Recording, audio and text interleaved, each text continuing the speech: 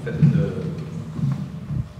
la paroisse Sainte-Marguerite-Bourgeois a eu un nouveau curé, ou un jeune curé de 37 ans à peu près.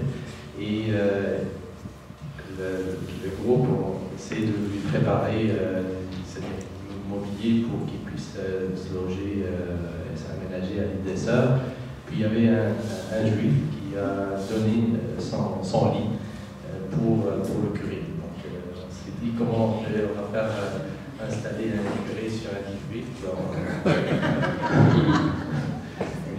Donc c'est ça vraiment, on prend ça vraiment avec le bon cœur. Puis les gens ils prennent, c'est-à-dire la religion ça devient quelque chose de personnel. Donc on n'est pas là pour influencer les gens qui a raison, qui a tort. Donc on se respecte tout le monde.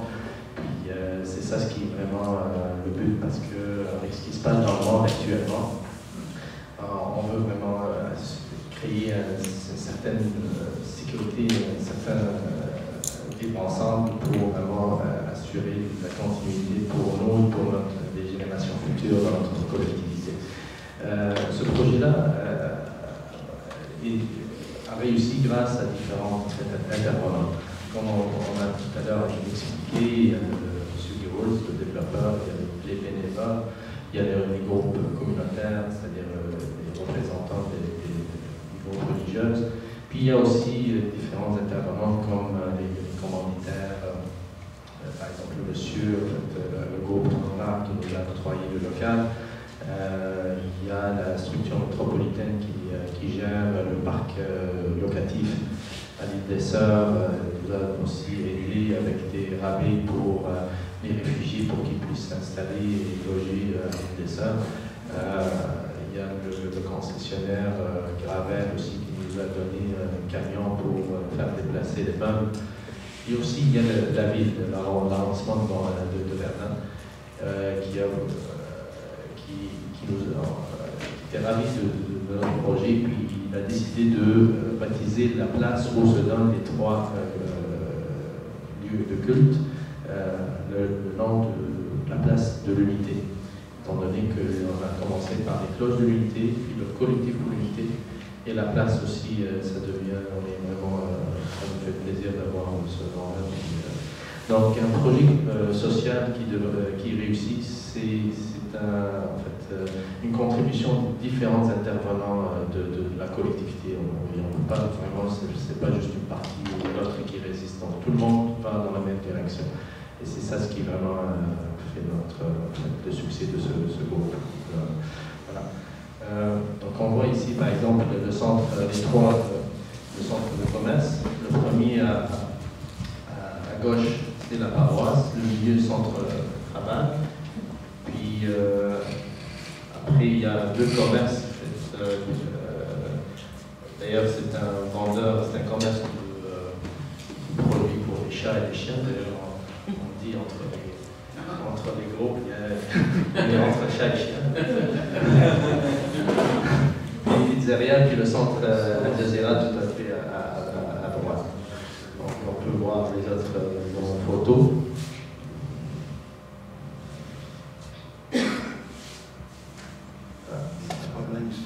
Ça relèvera.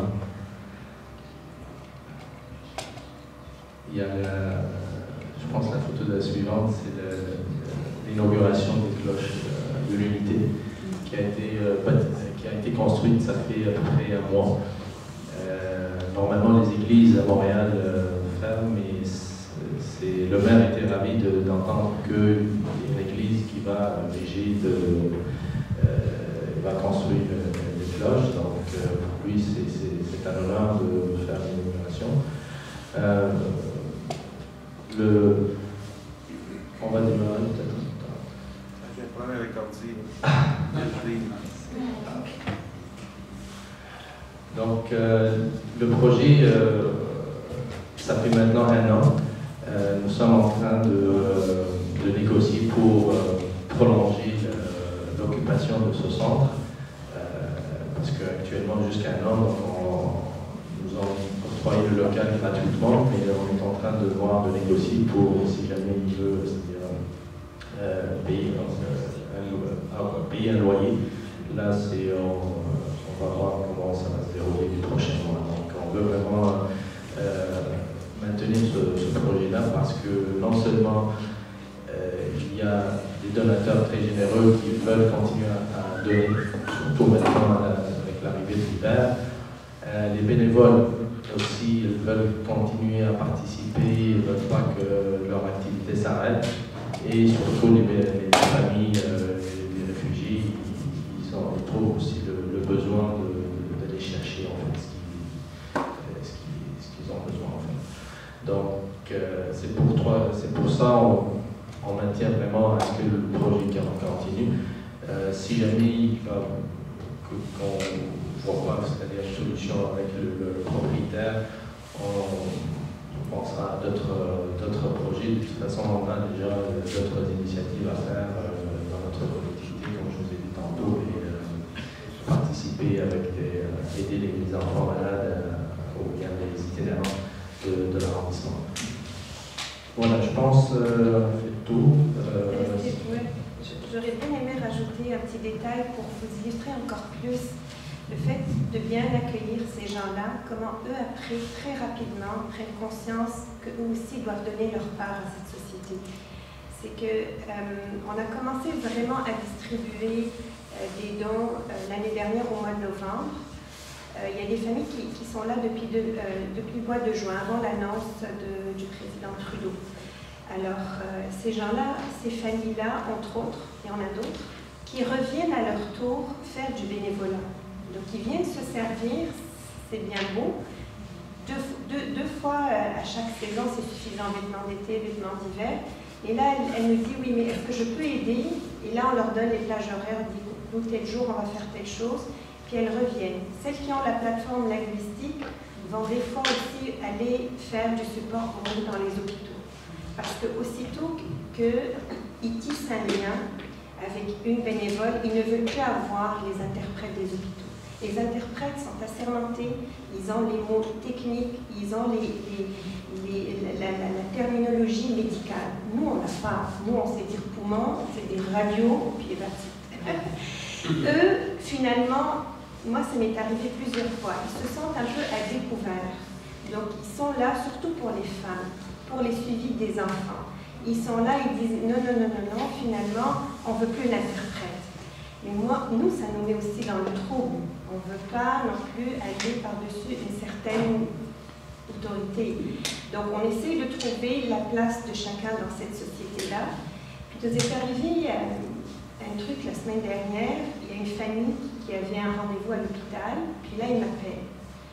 Là, je me suis dit, bon, ils ont fini, ils vont donner les nouvelles, on va voir ce que les médecins ont dit. Là, il me dit, écoute, la petite est intenable, on doit faire un scan, peux-tu lui parler? Bon, là, le médecin attendait, l'anesthésiste attendait, tout le monde est là, garde à vous, la petite, elle ne veut pas, elle ne coopère pas.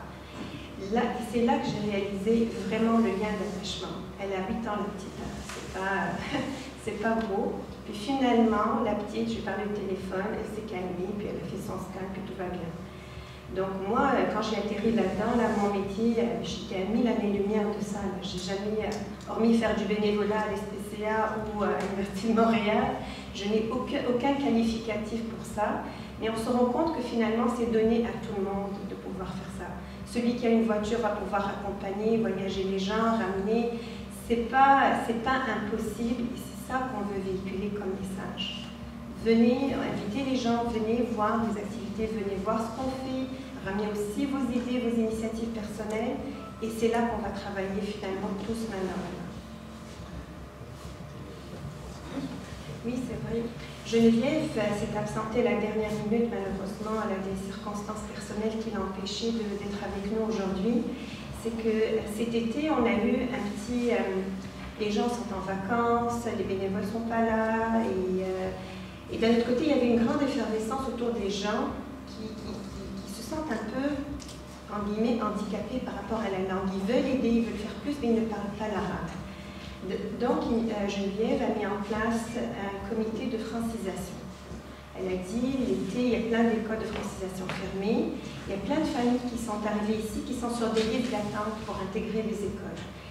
Elle s'est dit, pourquoi pas, mais nous, on va commencer, on va les aider. Donc, on a eu le support du CSAI, qui est un organisme à Verdun, qui nous prête des locaux proches d'un métro, d'une station métro, pour faciliter les allées et venues. Et comme je vous disais au début, là, chacun ramène sa part. Même les commerçants à l'île des Sœurs, à Verdun, on a toujours trouvé quoi demander au IGA, quoi demander au Provigo, quoi demander au coiffeur du coin. Tout le monde peut aider d'une façon ou d'une autre. Alors, j'invite vraiment les gens à venir voir et participer, parce que c'est drôle à dire, mais on développe une certaine dépendance. Les gens ne vont plus à leur cours de yoga maintenant qu'ils viennent faire du bénévolat avec nous. Ils sont assez détendus, se sentent à l'aise et ils ont même développé une dépendance. Louise n'a pas pu être là, elle fait de l'arthrite, elle est opérée aux 2 genoux, elle a 71 ans, mais elle vient religieusement tous les mercredis. Elle me dit, mais au moins ici, ça me change, vous êtes plus jeune, puis j'ai mal pareil, mais je suis là, puis je fais de mon mieux. Merci. Est-ce que vous avez des choses à demander ou des questions? Oui. 2 points. Le résultat qu'on a constaté dans notre collectivité, c'est que ce projet-là a créé des liens très proches entre les gens, en fait, même des voisins qui ne se connaissaient pas avant. Maintenant, ils se croisaient. Geneviève, par exemple, elle habite devant une de nos bénévoles musulmanes qui porte le voile. Au début, elle prenait ses distances, mais maintenant, elle faisait la bise avec elle. Donc, pour nous, c'est extraordinaire. Le concierge du syndicat où Louise habite, avant, il ne voulait rien savoir des musulmans, rien savoir des réfugiés. Après quelques mois, il est en train de faire les réparations et l'entretien des mobiliers pour livrer ça à notre centre. C'est des choses qui, pour nous, c'est ça ce qu'on veut donner comme message quand on voit les gens qui changent de mentalité, de vision envers les autres au lieu d'avoir des préjugés. Parce que c'est vrai que l'influence des médias est extrêmement importante ici, mais le travail sur le terrain, c'est aussi important. Donc, si on vit sur une autre planète ou dans notre pays, oui, c'est à travers les médias qu'on va connaître les autres. Mais on est ici avec tout le monde, donc il suffit de nous connaître, on n'a pas besoin d'une tierce personne pour que le message passe. Et c'est ça ce qui a vraiment donné cette force. Le deuxième point que je voulais aussi entamer, c'est le fait d'accueillir ces réfugiés, de les considérer comme des citoyens comme nous, en fait, même si au niveau papier, ils ne sont pas encore citoyens, mais ils se sentent ils font partie de cette société-là. Ça, c'est pour eux, ça leur donne une certaine confiance, ils ne se sentent pas marginalisés. Le fait de les inviter à participer avec nous comme bénévoles, donc pour eux, ils font partie de cette société aussi. Indirectement, on a constaté qu'on est en train de lutter sans le savoir contre la radicalisation. Que les gens soient, c'est-à-dire, ils habitent dans un coin, puis ils sont isolés. On les fait participer, et puis moi je trouve que c'est la meilleure façon pour vraiment créer cette intégration-là, sans, c'est-à-dire faire de la pression, résister. Moi, par exemple, je suis contre l'idée qu'on lutte contre l'islamophobie, par exemple. Pour moi, c'est un faux problème parce que il suffit de faire intégrer les gens. Les gens ne seront plus islamophobes. Donc, c'est pourquoi je reste, c'est-à-dire isolé, puis je lutte contre quelque chose, alors que c'est parce que ça ne va pas changer cette mentalité-là. Le fait de faire participer ces gens-là, le problème ne se pose plus. Donc, c'est pour ça qu'on veut traiter ce sujet-là différemment, d'une façon plus intelligente, plus efficace. Voilà, je vous remercie.